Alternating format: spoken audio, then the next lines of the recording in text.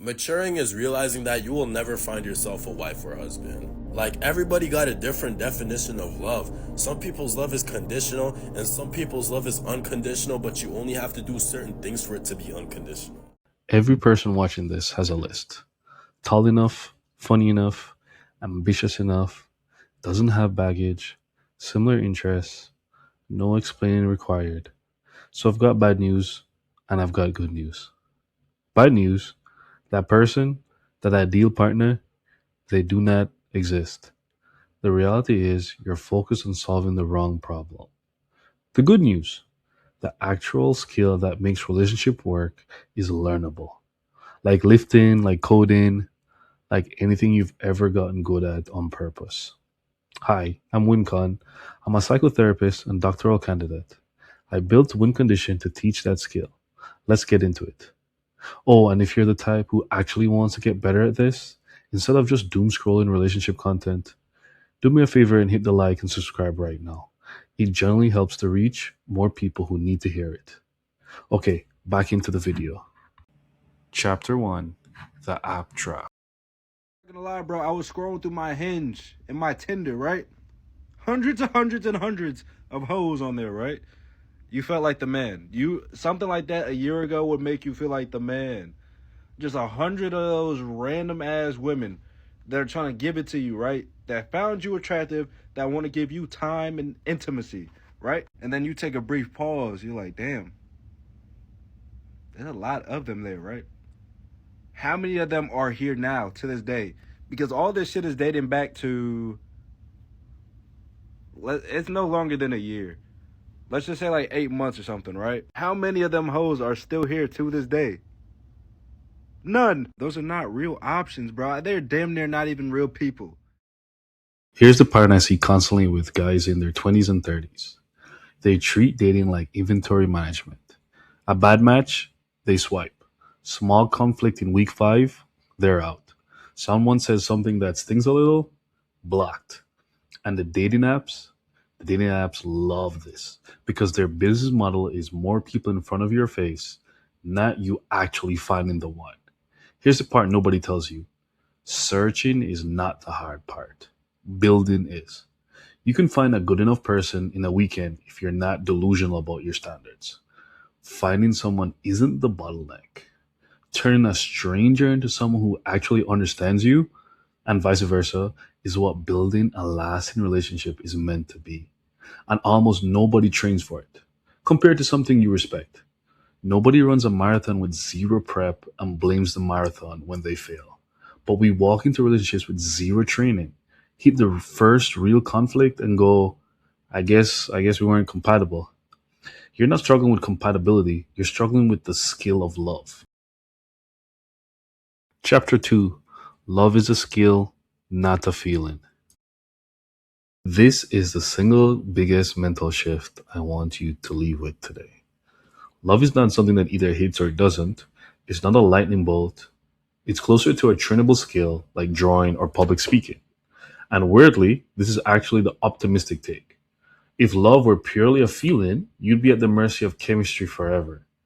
But if it's a skill, you can get better at it on purpose. Psychologists who study long term couples, most famously the Gottman Institute's decades of research on marriages, found something counterintuitive. The couples who lasted weren't the ones without conflict, they were the couples who got good at repair. How you recover after a fight predicts the relationship's future way better than whether you fight at all. So the goal was never find someone I never clash with. That person, again, does not exist. The goal is to get good at repair. Chapter 3, The How Crazy Are You test. Here's a tool you can use on day 2 or 3. It sounds like a joke, but it's diagnostic. Ask them, just casually, how crazy are you? What's the most unhinged thing you've ever done? Not as an insult, but more as an invitation. Watch what happens. Person A, they might laugh and go, honestly, pretty unhinged. I get jealous faster than I'd like to admit, and I know exactly which parent that's from. And honestly, that's a green flag. Because that is self awareness. That's someone who can name their own pattern instead of blindsiding you with it in a month or two. Person B, they get defensive. What's that supposed to mean? Are you saying something's wrong with me? That's data too. Not necessarily a deal breaker on its own, but it tells you this person hasn't done the work of knowing their own operating system. Everyone has a crazy. Everyone has a pattern from childhood running in the background like an operating system they didn't choose. The differentiator isn't who has the fewest issues, it's who can talk about theirs without combusting. Chapter 4: Why We Run from Self Knowledge. Many people mistake self awareness for self knowledge. They can tell you their story, explain what happened to them, identify every person that hurt them, describe their diagnosis, their personality traits, their childhood experiences down to a T. But knowing your history is not the same as being self aware. True self awareness is the ability to recognize in real time what you're feeling, what you need, how you're reacting, what patterns do you keep repeating, how you are contributing to your own experience, and what is your responsibility and what belongs to other people. Looking back to reflect, important. But self awareness in real time is something completely different than that. What am I feeling right now and why? What is underneath this reaction? What is my role and what keeps happening around? Quick psychology detour, because this will explain almost every argument, almost every fight, and almost every breakup you've ever had. Your brain has a built in defense mechanism. The entire job is to protect you from information about yourself that feels threatening. This may seem like a flaw, but it's really by design.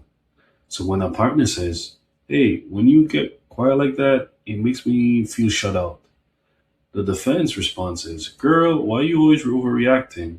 Or like, "Damn, you sound just like my ex." Or even worse, just sigh and silence, slowly checking out. None of these responses are about the actual comment. They're the defense mechanism doing its job, deflecting anything that might require you to look at yourself. The evidence based fix isn't complicated, it's just really uncomfortable.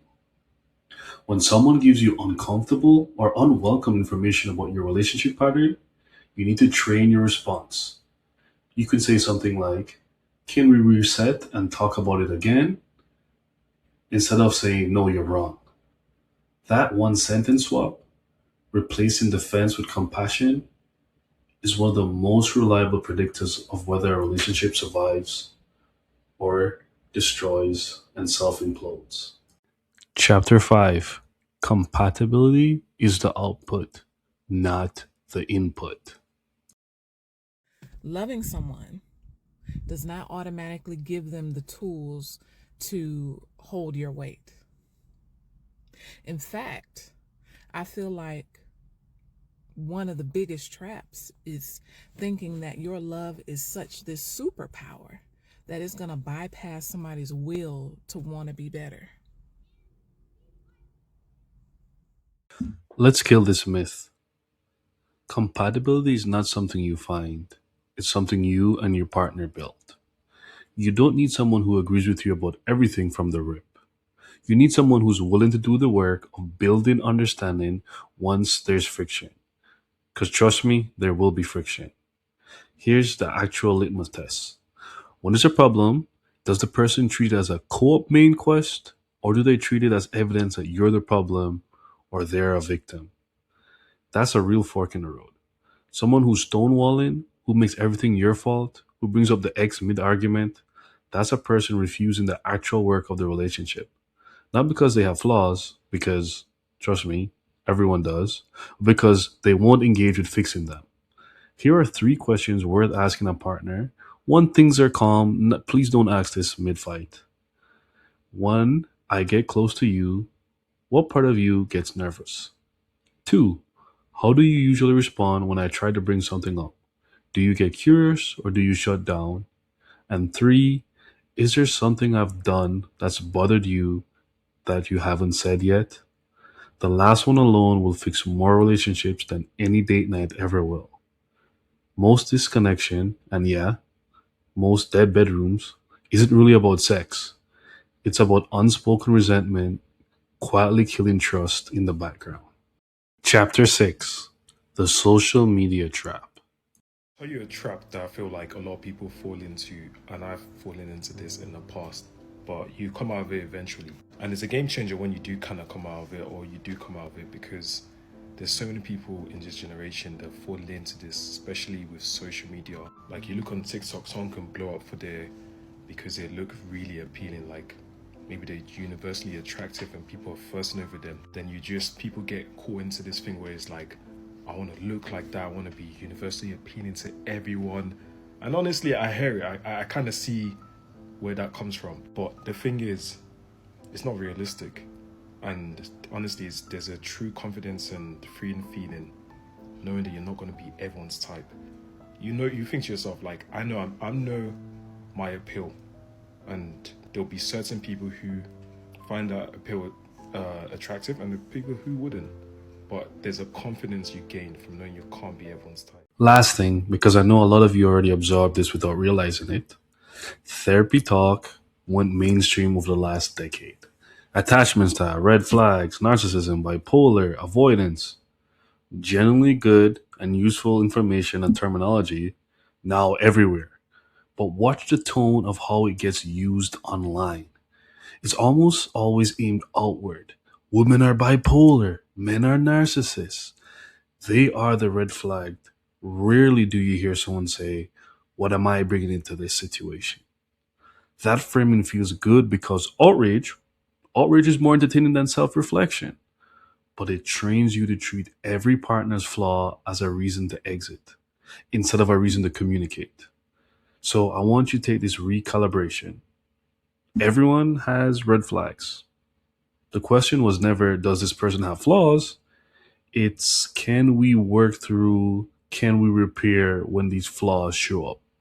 And that's it. That's the whole game. So here's the final takeaway, and I want you to actually sit with this one. You are not looking for a person with no problems. You're building a skill to make an imperfect, good enough match actually work through repair, through curiosity, through catching your own defense mechanisms before they wreck something good. That's what we train inside Win Condition. Not dating tips, not look maxing, the actual underlying skill of turning a stranger into someone who gets you. If this hits something, drop a comment. Tell me your how unhinged are you answer. Trust me, I will read everyone. And seriously, if you got value out of this, hit the like and subscribe. It's free, it takes 2 seconds, and it's the only reason this channel keeps growing and I keep making these videos.